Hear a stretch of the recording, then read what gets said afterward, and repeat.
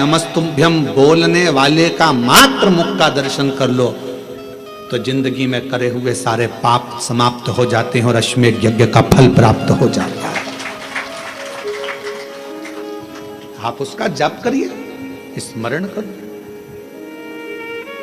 किसी शिवालय में दर्शन करने के लिए जा रहे हो तो भगवान शंकर का नाम लेकर श्री शिवाय नमस्तुभ्यम।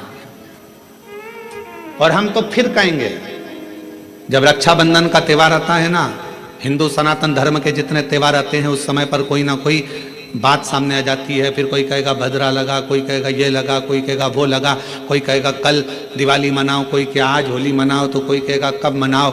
आपका एक निवेदन करेंगे, सनातन हिंदू धर्म के त्योहारों को कई बार विभाजित करने का प्रयास किया जाता है, पर आपका जिस दिन दिल कर जाए और जिस दिन तुम्हारा मन दिल से भगवान शंकर की अविरल भक्ति की ओर जुड़ जाए, उस दिन श्री शिवाय नमस्तुभ्यम कहकर, ओम नमः शिवाय कहकर भगवान का नाम लेकर तुम कुछ भी काम करोगे वो सफलता ही देगा।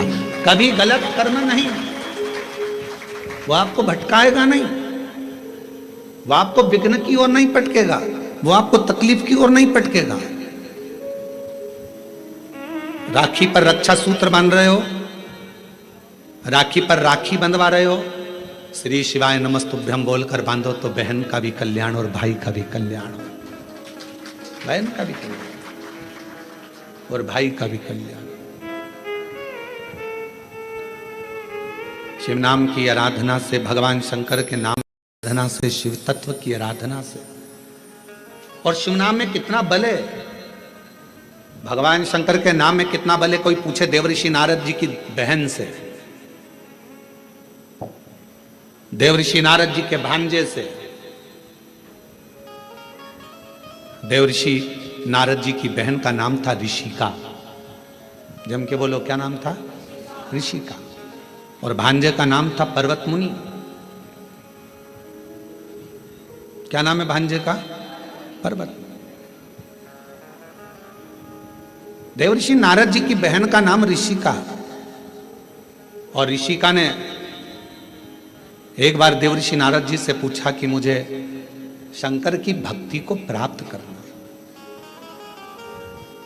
वो भक्ति मुझे मिल कैसे सकती, मुझे वो भक्ति कैसे मिलेगी। तो कहा, कोई शंकर के मंदिर में जा रहा हो, शिव महापुराण की कथा सुनने के लिए जा रहा हो, शिव का नाम लेने के लिए जा रहा हो, शंकर की भक्ति को कोई धारण कर रहा हो, और कोई शिव में अपना दिल, अपना मन, अपना श्रवण, अपनी इंद्रियां शंकर भगवान में लगाया हुआ हो, यदि उसका मुख तुमने मात्र झूठा करा दिया तो शंकर की भक्ति का फल तुम्हें अधिक से अधिक प्राप्त हो सकता। अब आप लोग उठाकर देखिए, हमारे यहाँ एक शब्द कहा जाता है, भूखे को भोजन और प्यासे को पानी। जय बाबा, जम के बोलो जय बाबा। बर्फानी, इतनी ऊपर बर्फानी बाबा बैठे हुए हैं। अमरनाथ जी की गुफा में कथा चल रही है, अमरनाथ जी की गुफा में शंकर जी बैठे हैं, अमरनाथ जी की गुफा में मेरे देवादिदेव महादेव बैठे हुए हैं, और दुनिया के लोग वहाँ लंगर चला रहे हैं, वहाँ भंडारा चला रहे हैं, वहाँ भोजन करा रहे हैं, वहाँ प्यासे को पानी पिला रहे हैं। क्यों? उन्हें क्या फल मिलेगा? तो शिव महापुराण में ऋषिका की कथा कहती है, देवऋषि नारद जी की बहन की कथा कहती है कि ऋषिका, अगर शिव भक्ति की शुरुआत यहीं से प्रारंभ हो जाती है जब कोई शिव भक्त का मुख झूठा करा दे।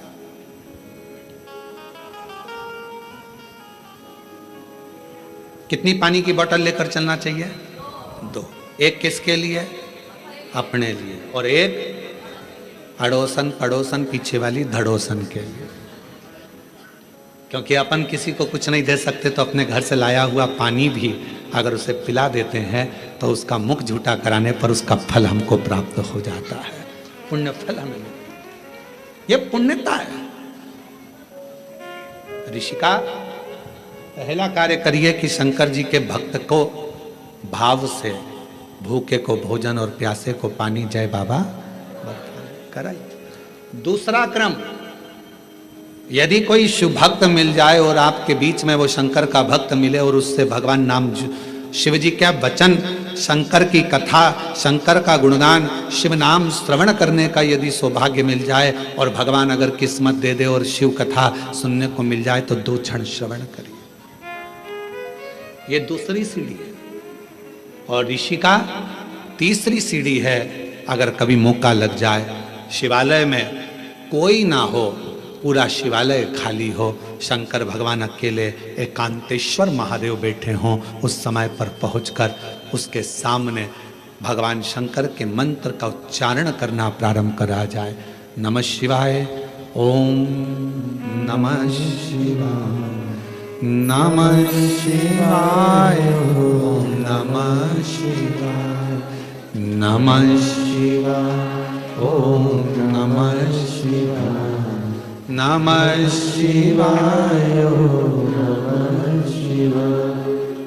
शिव जी एकांत में बैठे हो, पर शिव महापुराण की कथा जब से चालू हुई है टीवी पर, अब तो मुश्किल है कि कहीं शंकर जी एकांत में मिले,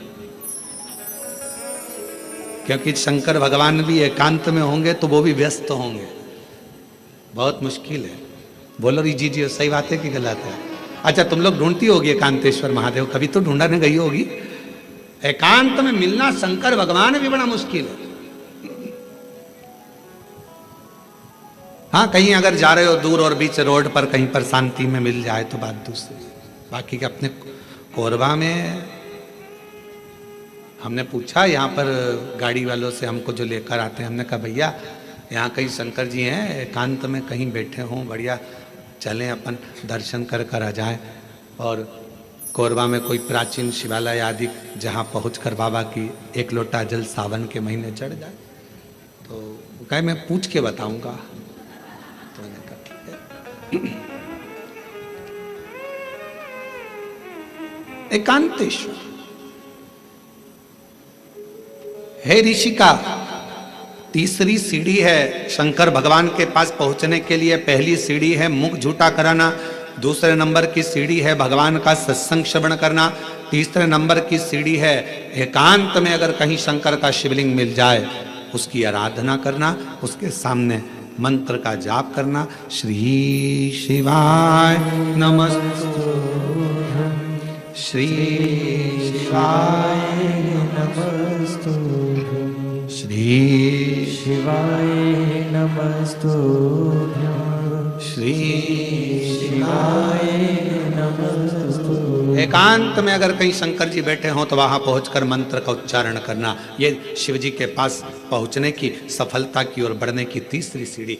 चौथी सीढ़ी है शंकर के, भगवान शंकर के शिवालय की सफाई कर देना। शिवालय में जाकर वहां की साफ सफाई करना, चौथी सीढ़ी। और 5वीं सीढ़ी है, अगर बन सके तो शंकर भगवान पर किसी तालाब, सरोवर, बावड़ी, कुआं या अपने भवन से लाए हुए जल को शिव को समर्पित करना। फिर शिव जी अपनी करुणा बरसाना प्रारंभ कर देते।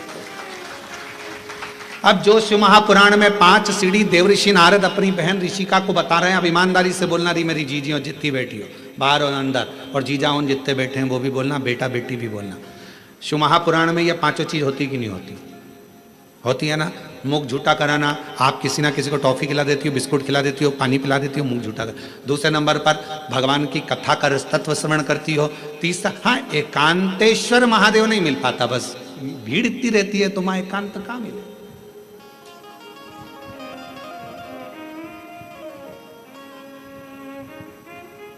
अभी हम जहां से आ रहे हैं वहां से लेकर ये होटल तक के बीच में रोड पर तुम देखो जरा,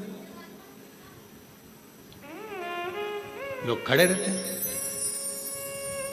एकांतेश्वर, बस एक चीज की कमी है कि एकांतेश्वर नहीं मिल पाता। चौथे नंबर के सफाई करने का मौका मिलता है जब आप कथा स्थल पर आओ। यहां पर भले होटल वाले लगे होंगे, सफाई करने वाले लगे होंगे, कर्मचारी लगे होंगे, पर आपका फर्ज है जब आओ कथा में बैठो तो गादी चादर सब अच्छे से बिछाकर लोगों के जो भी आए हैं 150 लोग उनके बैठने की सही व्यवस्था करना ही। भले अपन ने होटल वाले अपनी व्यवस्था करें, पर फिर भी अपना कर्तव्य है कि एक बार उस स्थान को साफ करना। 5वें नंबर पर है शिव मंदिर में जाकर 1 लोटा जल चढ़ा। ये 5 सीढ़ियां देव ऋषि नारद ऋषिका को कह रहे हैं, ऋषिका ये 5 सीढ़ियों पर जो चढ़ता है और ये 5 सीढ़ियां चढ़कर जो आगे बढ़ जाता है, फिर वो जगत में कभी भटकता नहीं है, वो शिव का होकर शंकर के धाम का अग्रणता प्राप्त कर लेता। बोल बम का नारा है, शिव शिव है। और मैंने तेरे ही भरोसे बाबा, तेरे ही भरोसे हवा बिच उड़ती जावांगी बाबा, डोर हल तो छड़ी नाम कट्टी जावांगी। भोले मैं तेरी शंभो मैं तेरी हवा बिच उड़ती जावांगी बाबा, डोर हल तो छड़ी नाम कटी जावांगी। भोले मैं तेरी शंभो मैं तेरी। 5 सीढ़ियां ऋषिका ने उन 5 सीढ़ियों को पार कर लिया। शिव की कृपा हो गई। ऋषिका ने अपने पुत्र पर्वत मुनि को भी समझाया कि शिव की भक्ति के बिना सब सूखा, सब सूखा।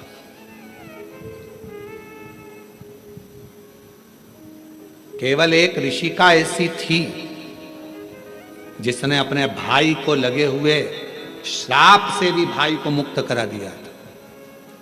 देव ऋषि नारद को दक्ष प्रजापति का श्राप लगा था कि तुम एक जगह नहीं टिक सकते। बोलो लगा था कि नहीं लगा था? जम के तो बोलो जरा, लगा था ना? ए नारद, तुम एक जगह पर नहीं रुक सकते क्योंकि तुम्हें श्राप है मेरा। तुमने मेरे बेटों को सत्संग में लगा दिया। उनको तो सृष्टि की रचना करना थी और तुमने उसको सत्संग में लगा दिया। ये मेरा श्राप है तुमको नारद कि तुम एक जगह नहीं टिक सकते, तुम एक जगह नहीं बैठ सकते। ये मेरा श्राप है।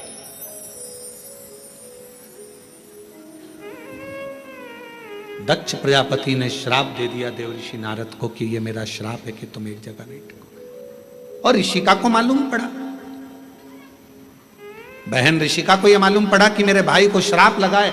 ऋषिका ने जो शंकर जी की भक्ति करी थी, शिव का स्मरण करा था, शंकर का मंत्र जाप करा था, ऋषिका पहुंच गई रक्षा सूत्र के दिन, रक्षाबंधन के दिन। ऋषिका ने जब देव ऋषि नारद के मस्तक पर तिलक करा, हाथ में रक्षा सूत्र राखी को जब बांधा, तो शिव नाम लेकर राखी को जैसे ही बांधा, देव ऋषि नारद उस श्राप से मुक्त हो चुके थे। और देव ऋषि नारद जहां सत्संग होता था वहां बैठकर कथा का तत्व ग्रहण कर लेते थे। एक बहन के रक्षा सूत्र में, एक रक्षा बंधन के सूत्र में वो बल होता और उसमें शिव नाम की मूलता।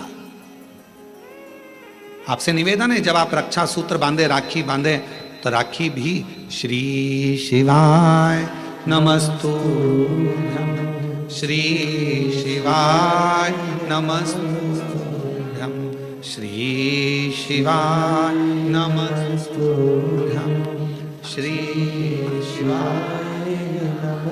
रक्षा सूत्र बांधा गया। देव ऋषि नारद को जो श्राप लगा था, भगवान शंकर ने स्वयं देव ऋषि नारद से कहा, तुमने चंद्रभागा नदी के तट पर बैठकर तप किया है। नारद, अपनी बहन ऋषिका के कहने पर, भगवान नारायण के कहने पर, मेरे कहने पर तुम चंद्रभागा के तट पर जाकर चंद्रभागा नदी के तट पर तप करे हो। तुमने तप करा तो मैं तुम्हें वर देता हूं कि सत्संग में तुम्हारा दिल, तुम्हारा हृदय, तुम्हारा चित्त रमेगा। पर जिस सत्संग में तुम बैठोगे, जिस प्रवचन को सुनने के लिए बैठोगे, भगवान की भक्ति को श्रवण करने के लिए बैठोगे, वहां तुम्हारे हृदय में प्रश्न भी जागृत होंगे और प्रश्न जागृत होकर उत्तर भी मिलेंगे। कभी कभी प्रैक्टिकल कर दिया होगा, टीवी पर कथा सुनते हो आप लोग शिव पुराण की। आज तुम्हारे मन में कोई प्रश्न सुबह से चल रहा है, सुबह से कोई प्रश्न तुम्हारे मन में चल रहा है, ना तुमने उसको किसी को लिखकर भेजा, ना किसी से बात करी, प्रश्न सुबह से चल रहा था।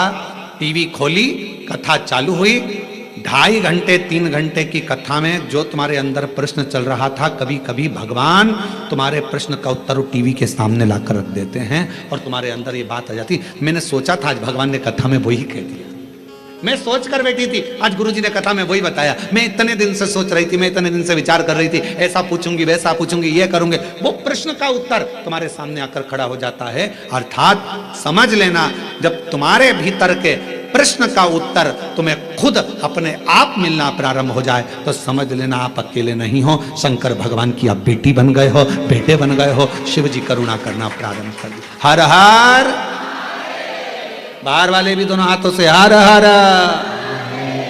महादेव।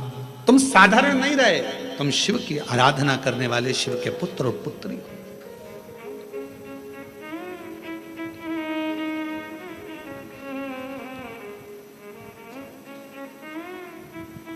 तुम शिव की आराधना करने वाले, शंकर की आराधना करने, शिव की आराधना करने। इसलिए शिव के सिवा कहीं दिल ना लगा, शिव के सिवा कहीं दिल ना लगा, वरना पड़ेगा तुझे आंसू बहाना, वरना पड़ेगा तुझे आंसू बहाना। शिव के सिवा कहीं दिल ना लगाना, शिव के सिवा कहीं दिल ना लगाना, शिव के सिवा कहीं दिल ना लगाना, शिव के सिवा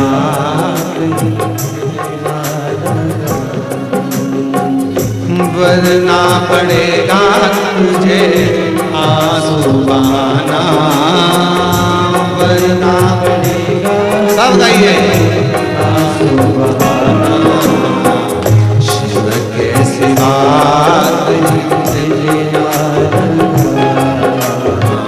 शिव के सिवा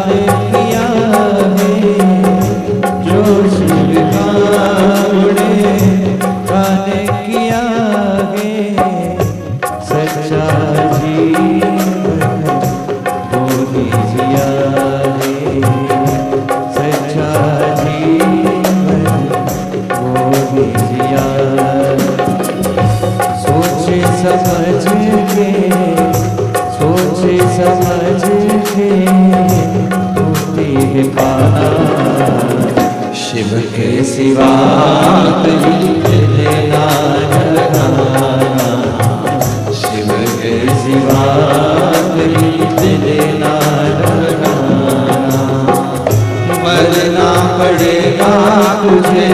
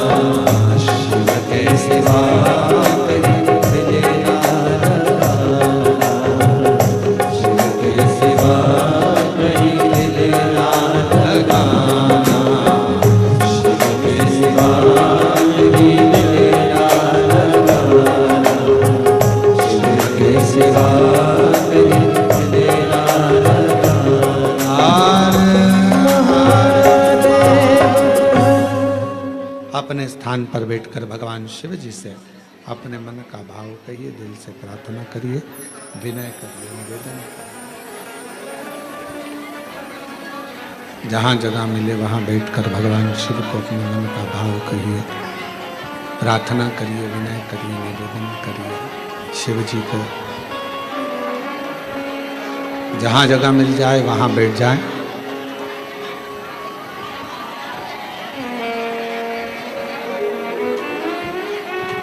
और हृदय से प्रार्थना करें बाबा को। सावन का महीना है, शिव महापुराण की कथा है और इतना अच्छा योग लगा है बाबा को प्रार्थना करने का। तो जहाँ जगह मिले वहाँ बैठकर बाबा से अपने मन का भाव से प्रार्थना करिएगा, विनय करिएगा, निवेदन करिएगा। सभी लोग साथ में बोलेंगे, प्रार्थना करिएगा।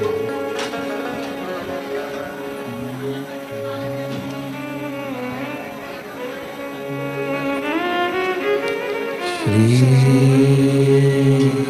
शिवाय नमस्तुभ्यं। श्री शिवाय नमस्तुभ्यं। श्री शिवाय नमस्तुभ्यं। श्री नमस्तुभ्यं। श्री शिवाय नमस्तुभ्यं। भोला सब दुख काटो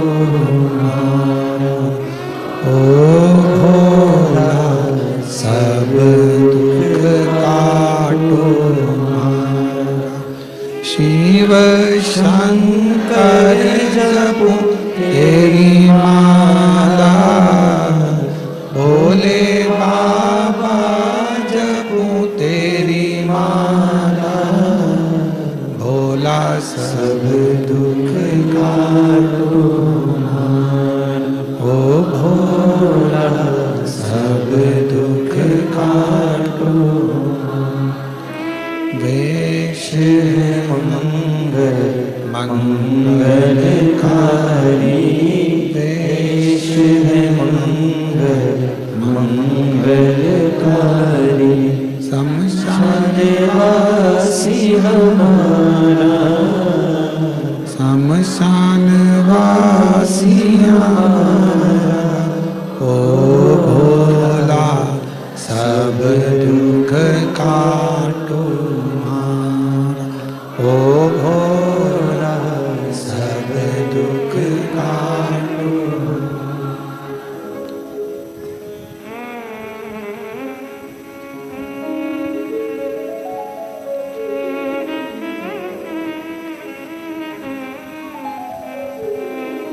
बाबा देवादिदेव महादेव भगवान शिव, ओगरदानी त्रिकालदर्शी कैलाशी विनाशी भगवान शंकर का चरित्र कह रहा है। शिव महापुराण की कथा कह रही है। बाबा भोलेनाथ जी का पवित्र कथा कह रही है। ऋषिका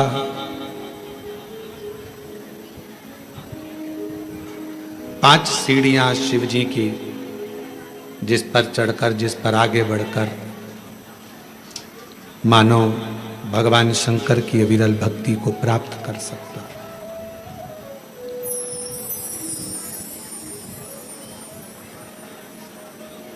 और तीन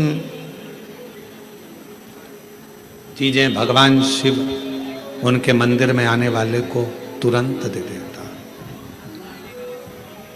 जल चढ़ाने वाले को तीन चीजें तुरंत मिल जाती। आप नहीं भी मांगे, आप यदि नहीं भी मांगेंगे तो भी वो तीन चीजें मिल जाती।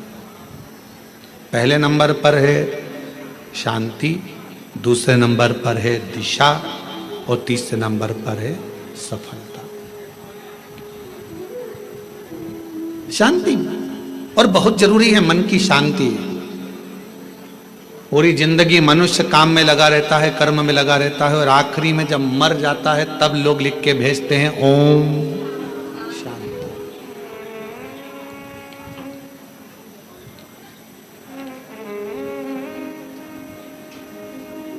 फिर कहते हैं लोग ओम शांति।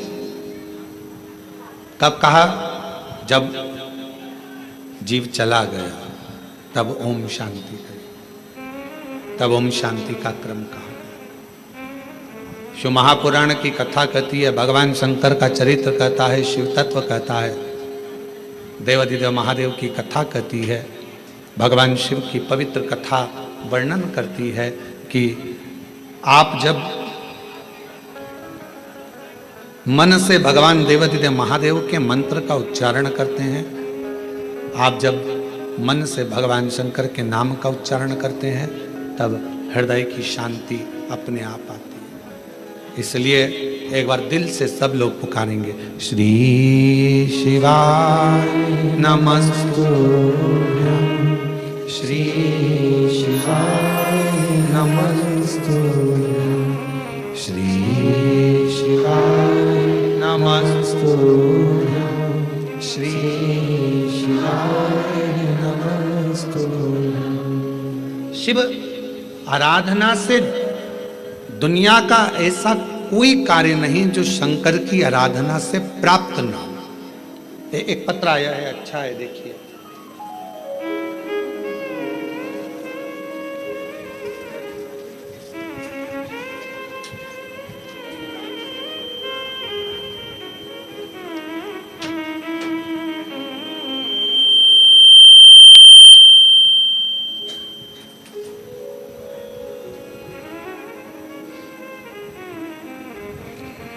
मेरा नाम डोली आशा शर्मा, पति का नाम विकास शर्मा, मेरे बड़े बेटे का नाम तनिष्क शर्मा और छोटे का नाम अंशुल शर्मा है। गुरुजी, मैं भाटापारा से हूँ। बहुत संघर्ष की जीवन निकला है। मेरा बेटा तनिष्क शर्मा पैरों से विकलांग है गुरुजी, और मेरे पति का काम भी नहीं चलता था। आप बोलते हो ना गुरुजी, बाबा से निवेदन करते हो कि औरत की झोली, गोद और आदमी की